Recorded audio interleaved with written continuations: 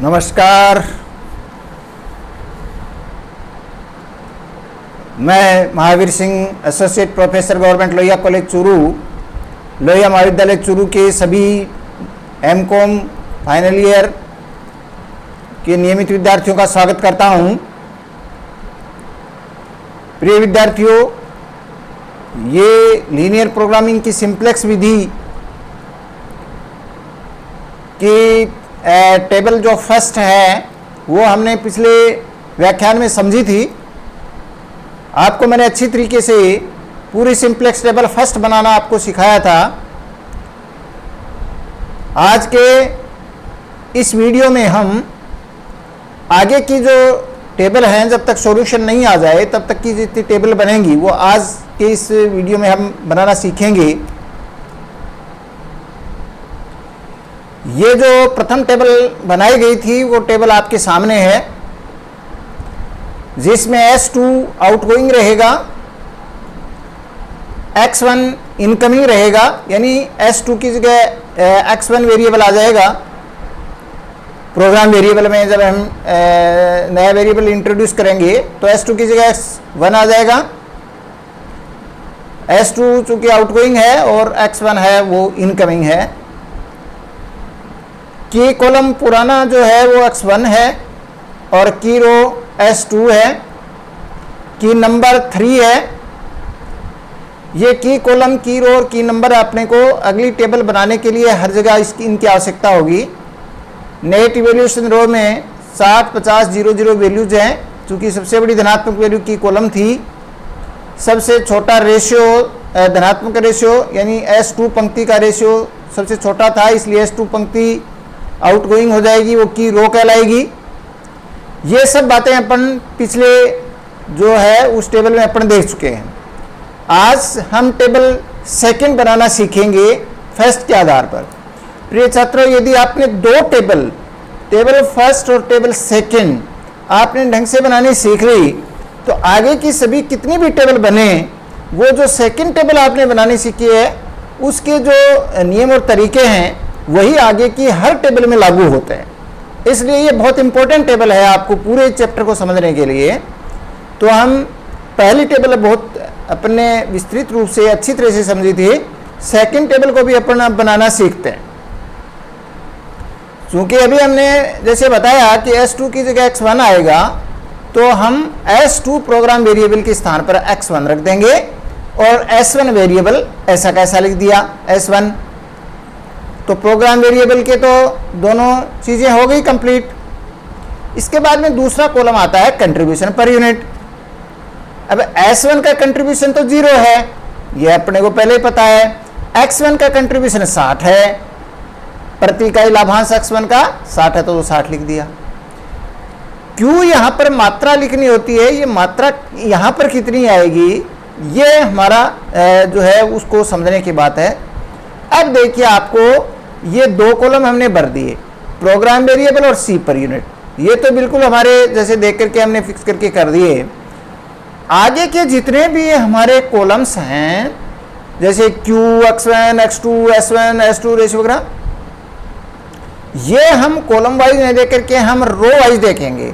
Row wise देखने का मतलब ये है कि आगे की सभी एंट्रीज हम सबसे पहले जो वेलकमिंग यानी जो इनकमिंग वेरिएबल था X1, उस पंक्ति को सबसे पहले भरेंगे। यानी जो नया प्रोग्राम वेरिएबल में हमने इंट्रोड्यूस किया है वो X1 है, तो हम X1 पंक्ति की सभी प्रविष्टियां एक साथ भर देंगे। यानी हम पंक्ति के हिसाब से चलें, फ्रॉम लेफ्ट टू राइट। अब मेरे कहने का मतलब है प्रोग्राम वेरिएबल हमने वर्टिकल भरा, पहले S1 X1 ऐसे भरा, फिर C पर यूनिट भरा। लेकिन अब आगे के जितने भी खाने हैं वो हम लेफ्ट टू राइट चलेंगे। लेफ्ट टू राइट चलेंगे तो कहने का अभिप्राय ये हुआ कि जो X1 पंक्ति है वो नई आई हुई पंक्ति है, तो नए मेहमान का, नए जो सदस्य होता है उसका हम पहले वेलकम करते हैं। तो नए मेहमान को हम पहले पूजा करेंगे, यानी इसकी सभी प्रविष्टियों को हम पहले भरेंगे। चलिए साहब, X1 की सभी प्रविष्टियां भरने का क्या है, बहुत सीधा सा नियम है कि जो पहले वाली टेबल है, टेबल नंबर 1, वो किसकी जगह आया है S2 की जगह, यानी पहले नंबर की जो टेबल है उसकी जो, यानी पहले नंबर का यहाँ मतलब ये है कि जो टेबल हम बना रहे हैं उससे पहले वाली होनी चाहिए। जैसे आप थर्ड टेबल आगे बढ़ाएंगे तो सेकंड टेबल हो जाएगी, फोर्थ बढ़ाएंगे तो थर्ड हो जाएगी, सेकंड बढ़ाएंगे तो इससे पिछली यानी फर्स्ट हो जाएगी। तो इससे पिछली टेबल यानी फर्स्ट टेबल की जो की रो है वो S2 थी, वो आउटगोइंग था। तो S2 पंक्ति जो थी ना उसकी सभी जो एंट्रीज हैं उनमें हम की नंबर का भाग दे देंगे, यानी all the entries of S2 row divided by की नंबर। तो क्या मतलब हुआ, की रो बटा की नंबर, की रो बटा की नंबर। तो हमने 60 से शुरू करेंगे, चूंकि ये दो कॉलम तो हम भर चुके ना PV और C, तो हम Q से शुरू करते हैं।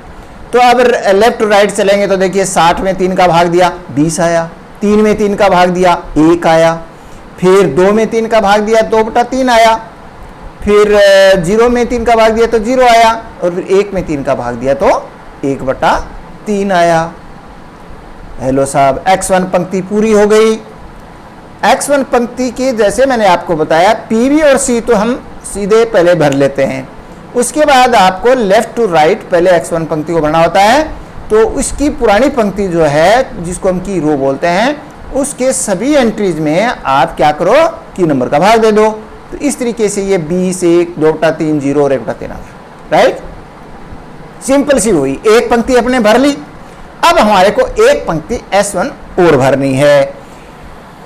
ये जो S1 पंक्ति, यहाँ रेशियो हम छोड़ देते हैं एक बार, रेशियो वाला तो हम बाद में कैलकुलेट करते हैं ना।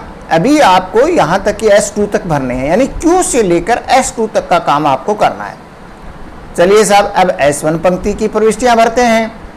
तो S1 पंक्ति की प्रविष्टियां हम कहां से शुरू करेंगे, S1Q, S1X1, S1X2, S1S1 और S1S2। इस तरीके से जो पंक्ति हम पूरी भरेंगे इसका एक फॉर्मूला है। S1 पंक्ति की सभी प्रविष्टियां भरने का एक फॉर्मूला है, ये इन दो पहले वाले कॉलम को छोड़ के, यानी Q से शुरू करेंगे। इसका एक तरीका क्या है, की कॉलम इंटू की रो बटा की नंबर, तीनों चाबियां जब लगेंगी ना तब ये S1 खुलेगा, S1 खुलेगा, तीनों चाबियां लगेंगी तब।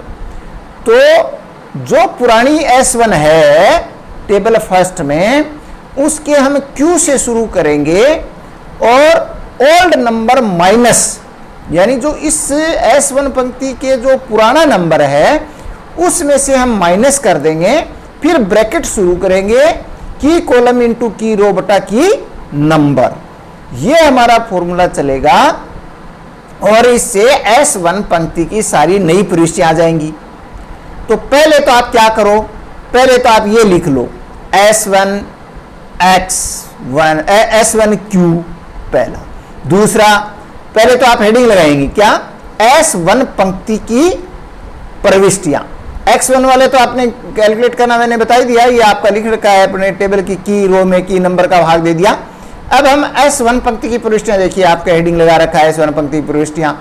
अब S1 पंक्ति की प्रविष्टियां ज्ञात करने का फॉर्मूला लिखना है पहले आपको। फॉर्मूला क्या है, ओल्ड एंट्री माइनस, यानी जो पुरानी इसकी प्रविष्टि उसमें से हम टेबल फर्स्ट का की कॉलम इंटू टेबल फर्स्ट की रो अपॉन टेबल फर्स्ट का की नंबर, ये हम जब भाग दे देंगे इसका, और जो इस ब्रैकेट की जो भी वैल्यू आएगी उसको हम ओल्ड एंट्री में से माइनस कर देंगे तो वो उसका आ जाएगी नई एंट्री। ध्यान ये रहे, आप जब आप ये कर रहे हैं इसमें आप देखिए ध्यान से कि आपको ओल्ड एंट्री माइनस करके ब्रैकेट शुरू करना है, क्योंकि कई बार ब्रैकेट में साइन प्लस माइनस का आ जाता है, बाहर माइनस का साइन है तो साइन चेंज हो जाएगा, इसलिए इसमें साइन की बहुत इंपॉर्टेंस होती है। ये जो चिन्ह होते हैं इनका बहुत इंपॉर्टेंस है। हम जब किसी भी चीज को घटाते हैं तो आगे वाली चीज हमेशा ब्रैकेट में रखते हैं। चलिए साहब, अब S1 पंक्ति की प्रविष्टियां ज्ञात करने के लिए हम S1Q से शुरू करेंगे। ये C और ये तो हमने लाभांश वगैरह निकाल लिया है, इसलिए तो लिख दिया आपको, C ये तो लिख दिया है। बाकी हम S1Q से शुरू करते हैं। तो S1Q, फिर S1X1, S1X2, S1X3, इस तरीके से सॉरी X1X2 और S1S1 और S1S2। ऐसे पहले तो आप ये लिख लो, एक एक पंक्ति छोड़ के लिख लो जिससे कैलकुलेशन में मिस्टेक कम आए। यानी क्या लिखो, S1Q लिख दिया जैसे, फिर आप एक लाइन और छोड़ दो नीचे, एक तो सामने वाली एक और, फिर S1 x1 लिख दिया, फिर S1 x2 लिख दिया, फिर S1 S1 लिख दिया और फिर S1 S2 लिख दिया, यानी S2 तक अपने को निकालना है। ठीक है, ये सबसे पहले आप ये लिख लेंगे कि S1 पंक्ति की प्रविष्टियां, और फिर ये जो जो ज्ञात करना वो लिख देंगे और उसका फॉर्मूला ऊपर लिख लेंगे। अब देखिए आपको सही तरीका मैं बता रहा हूं जिससे आपकी गलती नहीं हो। अब आपको आगे इक्वल इक्वल का साइन सबके लगाना है। अब जैसे S1Q आप करेंगे तो अब पहले आप क्या करो, ओल्ड एंट्री सबकी भर लो, जैसे S1Q की भी भर लो, S1 X1 की भी भर लो, S1 X2 की भर लो, S1 S1 की और S1 S2 की। तो हम क्या करेंगे, पुरानी टेबल में आप ध्यान देखिए 40 से शुरू करेंगे ना टेबल 1 में, तो 40 माइनस ब्रैकेट शुरू, 1 माइनस ब्रैकेट शुरू, 2 माइनस ब्रैकेट शुरू, 1 माइनस ब्रैकेट शुरू, 0 माइनस ब्रैकेट शुरू। ये काम आपको यहां तक करना है। पहले क्या, पुरानी एंट्री माइनस ब्रैकेट शुरू, वहां तक एक बार रुक जाओ आप। तो 40 माइनस ब्रैकेट शुरू, 1 माइनस ब्रैकेट शुरू, 2 माइनस ब्रैकेट शुरू, 1 माइनस ब्रैकेट शुरू, 0 माइनस ब्रैकेट शुरू। ये अब ब्रैकेट शुरू हो गया है, अब हम ब्रैकेट के अंदर घुस गए हैं। तो अब आपको क्या करना है कि जो पंक्ति आप जैसे S1 कैलकुलेट कर रहे हैं, अब उसका की कॉलम आपको लेना है। S1 पंक्ति का आप कैलकुलेट कर रहे हैं ना, तो उसका की कॉलम में जो फिगर है वो ले लीजिए। तो की कॉलम आया 1, 3 से ऊपर 1 है ना S1 के सामने, तो की कॉलम, फिर की रो, तो की रो में आप देखेंगे S1Q कैलकुलेट कर रहे हैं ना, तो S1Q में की रो में फिगर है 60। क्या है, की रो के सामने, और S1Q के लिए 60 है। ठीक है, तो अब देखिए साहब, अब देखो आपको, आपकी गलती नहीं है इसलिए मैं आपको बता रहा हूं, आप सब में 1 इंटू 1 इंटू 1 इंटू सब में कर दीजिए। क्यों, क्योंकि S1 पंक्ति के लिए की कॉलम का जो वैल्यू है वो 1 है और वो सब में 1 ही रहेगा। तो चलिए साहब, ब्रैकेट हमने शुरू किया तो हमने क्या लिखा, 1 इंटू सब में लिख दो आप। ठीक है, ऊपर ब्रैकेट के ऊपर देखिए, आप ध्यान से देखिए, सब में मैंने फिगर लिखी है। तो उसके बाद ब्रैकेट शुरू किया है तो 1 इंटू सब में 1 है। ब्रैकेट के भीतर वाली जो फिगर है ना, उसमें पहला जो है वो 1 इंटू सब में कर दिया, क्योंकि की कॉलम सब में 1 ही आएगा। अब की रो जब करेंगे तो वो अलग अलग आएगी, जैसे Q के लिए तो 60 हो जाएगी, Q के लिए 60 हो जाएगी, और उसके बाद में Q के लिए 60 हो गए, फिर X1 के लिए 3 हो जाएगी, फिर उसके बाद में X2 के लिए 2 हो जाएगी, और हाँ बिल्कुल 2 हो जाएगी की रो, और फिर S1 के लिए 0 हो जाएगी और S2 के लिए 1 हो जाएगी।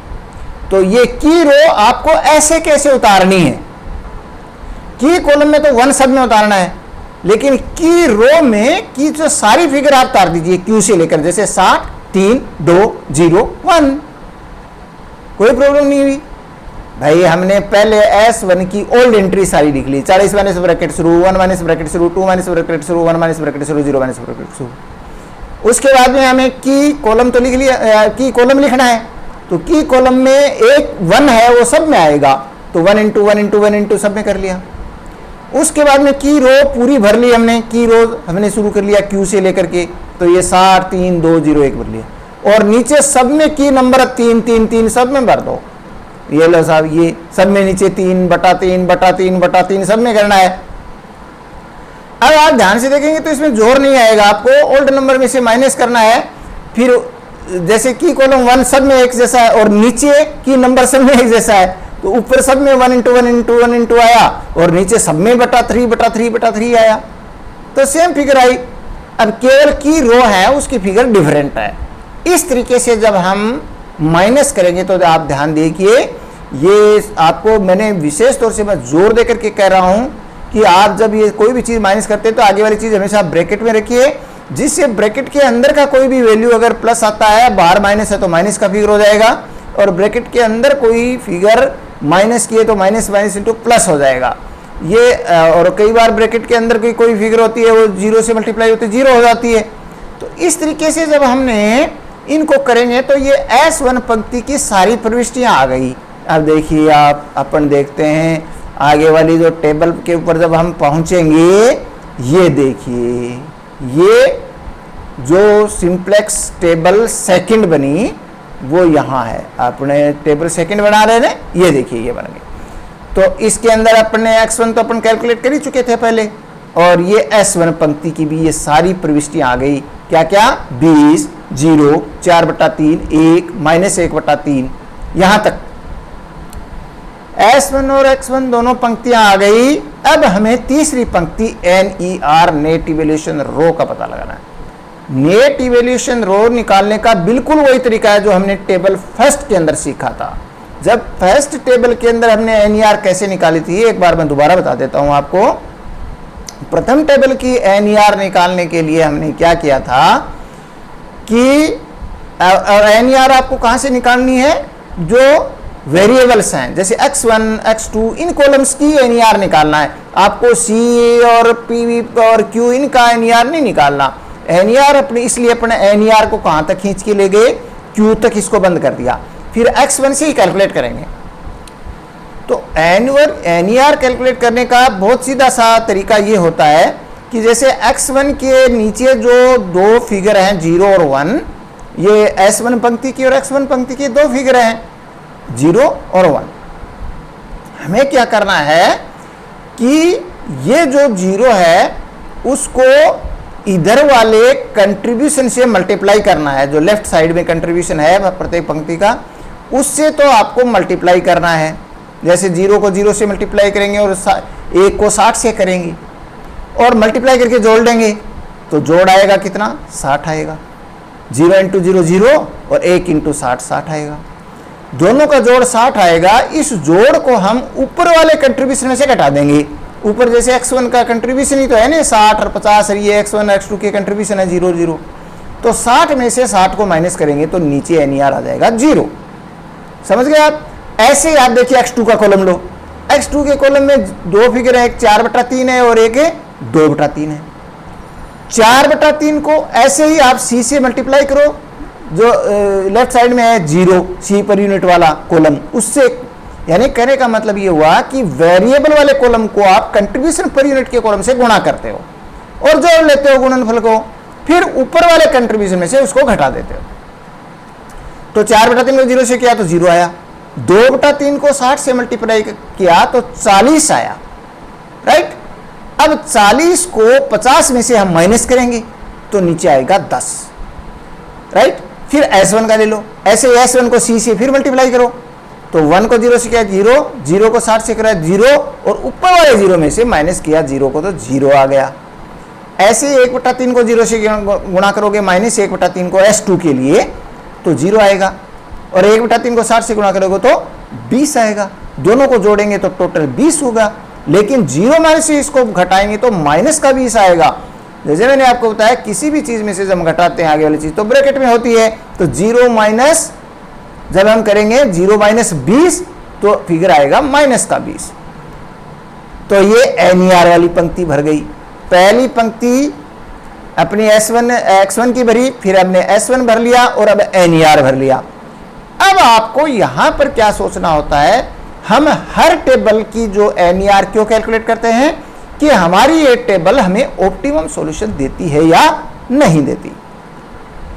यह फैसला करने के लिए NER कैलकुलेट की जाती है।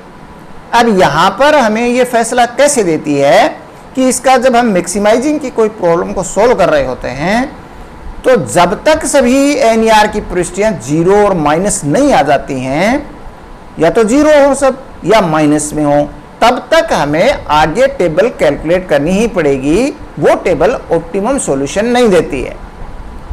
अब जैसे यहां पर एक x2 फिर पॉजिटिव आ गया 10, तो जब x2 पॉजिटिव आ गया इसका मतलब टेबल नंबर 3 बनेगी, राइट। ये हमें यहां कंफर्म होना है। जब टेबल आगे बनेगी तभी आपको रेशियो कैलकुलेट करने हैं, नहीं रेशियो वाला कॉलम तो बनाने की जरूरत होती ही नहीं। तो रेशियो बनाना है, इसका मतलब कब रेशियो तैयार करना है, रेशियो का कॉलम जब कोई वैल्यू यहां पर पॉजिटिव आ जाए, यानी 0 और माइनस की नहीं रख, कोई एक वैल्यू भी अगर पॉजिटिव आ गई तो हमें आगे बढ़ना पड़ेगा, इसलिए हमें रेशियो की आवश्यकता होगी।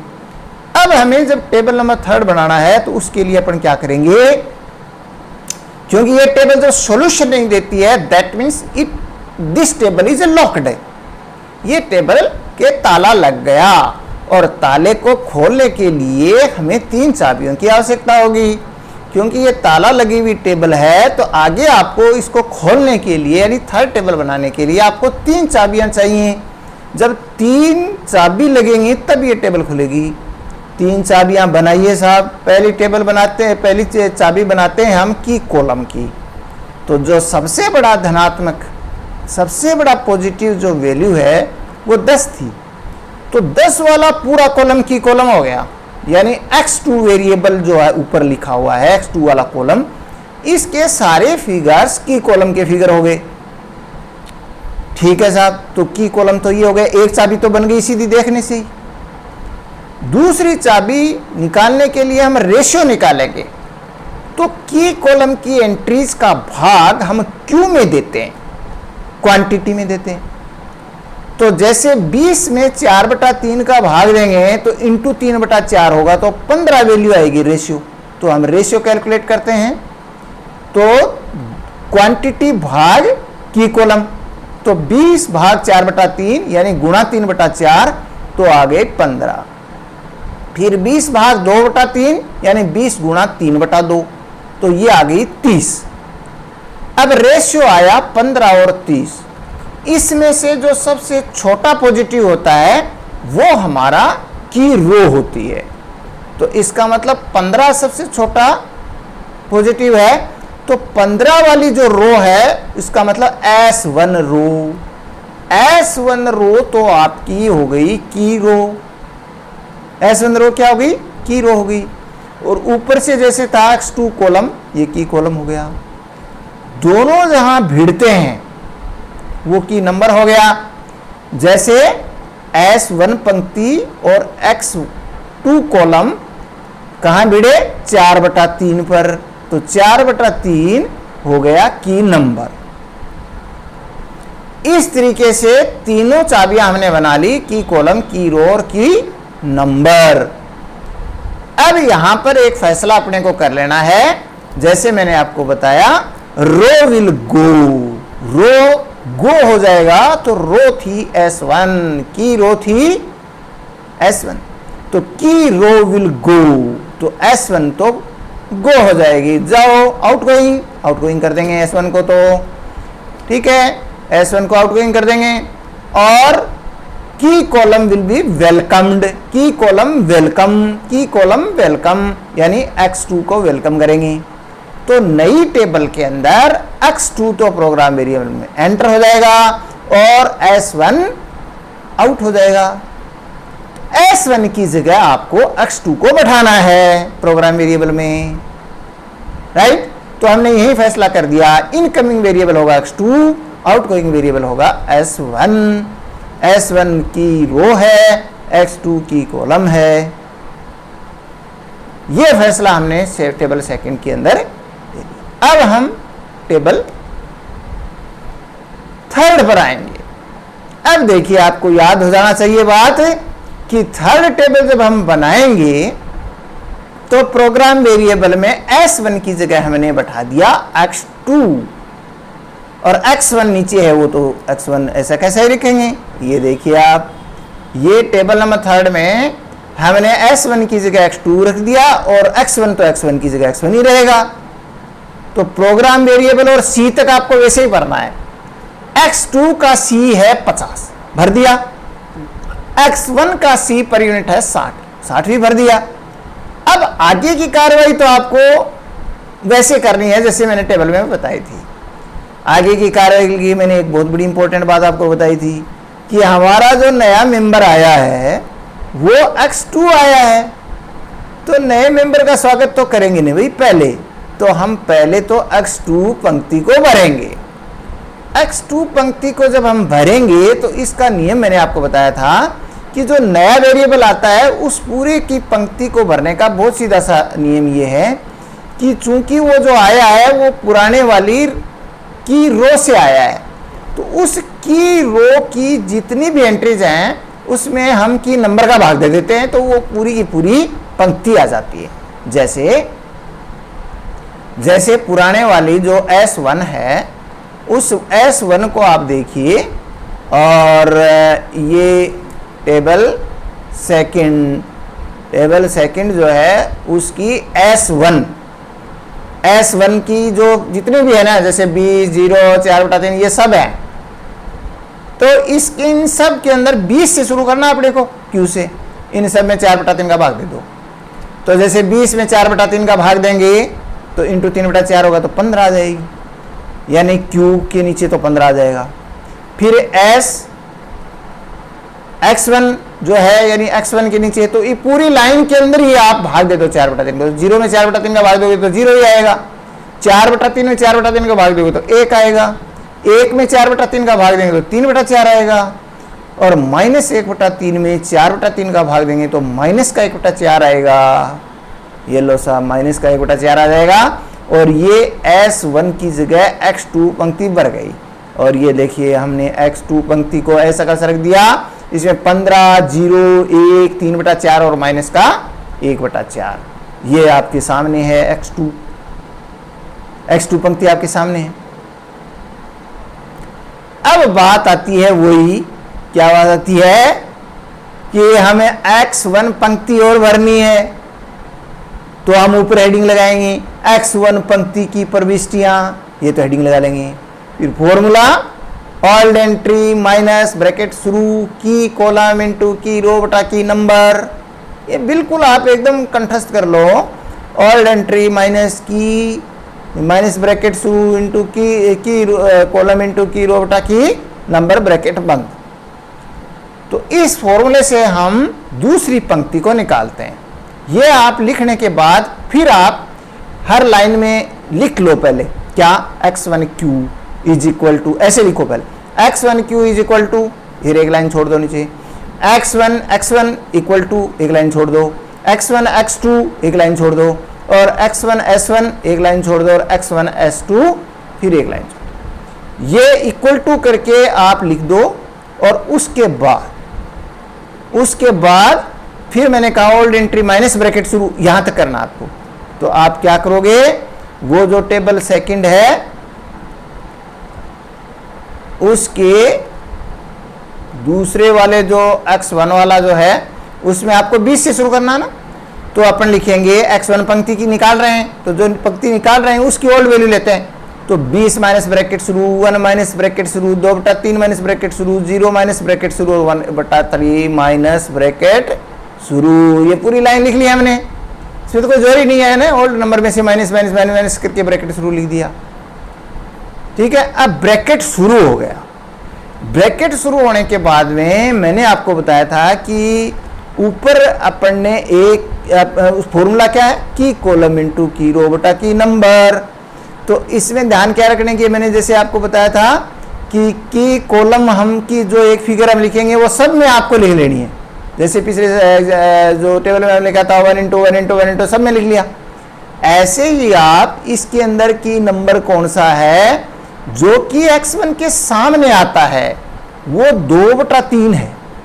याद देंगे X1 पंक्ति निकाल रहे हैं, उसके सामने वाला देखना आपको की कॉलम, तो की कॉलम X1 पंक्ति के सामने 2/3 है, तो सब में लिख दीजिए 2/3 इंटू 2/3 इंटू 2/3 इंटू 2/3, पूरी पंक्ति की X1Q से लेकर X1S2 तक आ जाए, X1S2 तक आ जाएगा। तो ये की कॉलम हो गया। तो एक ही फिगर, सेम फिगर रही। की रो में आपको अलग अलग फिगर लिखनी पड़ेगी। तो अब आपको की रो बननी है। की रो अपन जानते हैं कि पुरानी वाली की रो S1 थी, तो S1 रो पूरी की पूरी भरनी है। तो इसमें क्या करोगे आप, 20 भर दोगे पहले तो S1Q के लिए, तो इंटू 20, 0, फिर 4/3, फिर 1 माइनस 1/3, ये आप ऊपर भर लोगे, और नीचे सब में 4/3 4/3 बट्टे में सब में भरना है 4/3। तो 4/3 नीचे बट्टे में भरेंगे तो आपकी दिक्कत आएगी, तो इंटू 3/4 कर देंगे पूरा, सब में इंटू 3/4 इंटू 3/4 इंटू 3/4 कर देंगे। ये देखिए अब आपका ये सारी फिगर जो हैं, ये तो वो टेबल थी। सेकेंड टेबल जब अपन ने निकाली है, तो थर्ड टेबल जो है उसके लिए अपन ने जो फिगर, ये देखिए ये थर्ड टेबल है ना, ये थर्ड टेबल है। और इस थर्ड टेबल के अंदर ये देखिए ये वैल्यूज हैं। सब में अपन ने पहले ओल्ड फिगर -20 -1 -2/3 -0 -1/3 माइनस किया, फिर सब में 2/3 × 2/3 सब में कर दिया, ठीक है। फिर की रो में अलग अलग लिखा, जो पुराने वाली की रो थी उसका की रो, उसके 20 0 4/3 1 और ये -1/3 सब में अलग अलग लिख लिया। फिर देखिए इंटू सब में 3/4, सब में 3/4, क्योंकि की नंबर सम सेम रहेगा तो 3/4 3/4 में। इस तरीके से जब हम वैल्यू कैलकुलेट करेंगे तो आएगा 10 1 0 -1/2 1/2। इस तरीके से ये x1 पंक्ति पूरी भरी गई। देखो ये देखो x1 पंक्ति के सामने ये सारे फिगर्स आ गए 10 1 0 -1, राइट। ये सब फिगर आने के बाद अब तीसरी पंक्ति NER आती है, तो हम NER कैलकुलेट करेंगे। बिल्कुल वही नियम है NER कैलकुलेट करने का। क्यों तक तो NER कैलकुलेट करते नहीं है हम, वेरिएबल से करते हैं, x1 x2 इन वेरिएबल्स का ही क्यों NER निकालते हैं केवल। तो ये 3 कॉलम छोड़ देते हैं पहले वाले, फिर x1 के नीचे NER कितना आएगा, तो x1 के नीचे की प्रविष्टियों को इधर c पर यूनिट से मल्टीप्लाई करो और जोड़ के ऊपर वाले में से घटा दो। तो जैसे 0 × 50 0, 1 × 60 60, अब जोड़ा तो 60 आया, ऊपर वाले 60 में से माइनस किया तो 0 आ गया। फिर 1 × वही 50, फिर 0 × वही 0, तो 50 में से 50 माइनस किया तो 0 आ गया।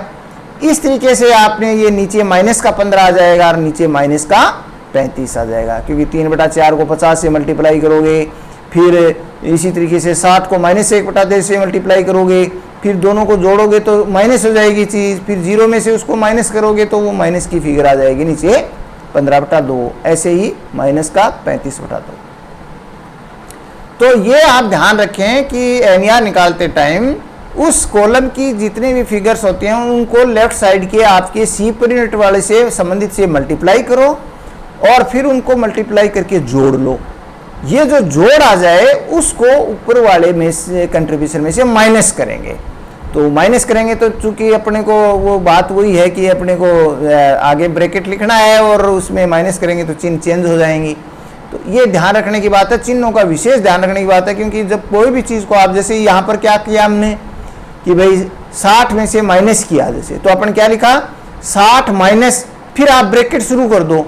ब्रैकेट शुरू करोगे तो जैसे 0 × 50 + 60 × 1 × 60, तो अभी इसका प्लस किया और माइनस करोगे तो वो अपने आप ही सब चीज़ें हैं, वो साइन बदलना है तो बदल जाएगा या माइनस रहना माइनस हो जाएगा, ठीक है। तो ये ध्यान रखने की बात है।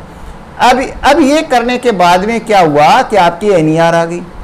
ये NER आपकी इवेल्युएट करती है कि आपकी टेबल फाइनल है या नहीं है। इसके सभी फिगर्स शून्य और ऋणात्मक आ गए, नेगेटिव आ गए। That means this table provides the optimal solution of this linear programming problem. Okay, तो ये हमारी टेबल फाइनल है क्योंकि इसके सभी फिगर्स 0 और नेगेटिव आ चुके हैं। और ये फाइनल जो सॉल्यूशन आता है वो हमेशा, चूंकि हमें ये हमारा टारगेट ये था कि x1 की कितनी इकाई बनाई जाए और x2 की कितनी इकाई, यानी p1 की कितनी बनाई जाए, p2 की कितनी बनाएं कि लाभ मैक्सिमम आए। तो इसके लिए हम जो q आएगा यानी जो क्वांटिटी आएगी वो ही हमारा आंसर हो जाएगा। तो यहाँ आप देखिए x2 वेरिएबल प्रोग्राम वेरिएबल में है, उससे पता लगता है। तो प्रोग्राम वेरिएबल में जो आते हैं वही हमारे आंसर होते हैं। तो प्रोग्राम वेरिएबल में एक तो x2 है तो उसकी क्वांटिटी आ गई 15, सामने q के सामने 15 है इसका। x1 जो प्रोग्राम वेरिएबल आया वो हम इसका मतलब x1 की कितनी बनाएंगे 10 इकाइयाँ बनाएंगे, क्वांटिटी 10 है। तो x1 represents to p1, x2 represents to p2। तो x1 यानी करने का मतलब p1 उत्पाद की 10 इकाइयाँ बनेंगी, p2 उत्पाद की 15 इकाइयाँ बनेंगी, और इससे आपका जो z की वैल्यू आएगी यानी जो लाभ आएगा वो इनको मल्टीप्लाई कर दो। भाई जैसे 60 और 10 को मल्टीप्लाई किया तो 600 हो गए, और 15 को और 50 को मल्टीप्लाई किया तो 750 हो गए, और इनका जो टोटल आया वो 1350 रुपये आ जाएगा। ये देखिए ये आ गया, ठीक है ना। तो ये x1 की 10 इकाइयाँ q आ गई और x2 की 15 यूनिट्स q आ गई, और इनका जो डिविडेंड आया वो 60 x1 + 50 x2। यही तो है ना हमारी मैक्सिमाइजेशन z = जो इक्वेशन थी। तो उसको अपन इसमें जब एंटर करेंगे तो ये अमाउंट आ जाएगी 1350 रुपये का मैक्सिमम। तो ये इस तरीके से यही प्रॉब्लम हमने ग्राफिकल मेथड से भी देखी थी, तो उसमें भी 1350 आया था। इसको सिंप्लेक्स मेथड से इसी सेम प्रॉब्लम को हमने सोल्व करना सीखा है, तो ये 1350 रुपये है। हम आगे जो है वो इससे रिलेटेड एक प्रॉब्लम आपसे और डिस्कस करेंगे। हम एक प्रैक्टिकल प्रॉब्लम और लेंगे जो मैक्सिमाइजिंग से रिलेटेड होगी, और उसके बाद में हम दूसरी प्रॉब्लम मिनिमाइजेशन की, सेम जो उसकी साइंस वाली, कुछ डिफरेंट साइन वाली, तो वो अलग अलग थोड़ा थोड़ा चेंज होता जाएगा प्रॉब्लम्स के। बेसिक जो बातें मैंने आपको बताई, प्रथम टेबल कैलकुलेट कैसे करते हैं, सेकंड टेबल कैसे कैलकुलेट करते हैं, ये आप सीख लेंगे। उसके बाद में थर्ड फोर्थ कितनी भी टेबल आपकी बनानी पड़े, उनका तरीका सेम रहेगा। तो ये इस तरीके से आप सीखें बच्चों। और कोई आपकी प्रॉब्लम हो, हम पीडीएफ में आपको मिल जाएंगे, नीचे जो है वो डिस्क्रिप्शन बॉक्स में पीडीएफ नोट्स के रूप में आपको अवेलेबल हो जाएंगे, तो उनको आप पढ़ लें, देख लें। ठीक है, ओके बच्चों, धन्यवाद आज के।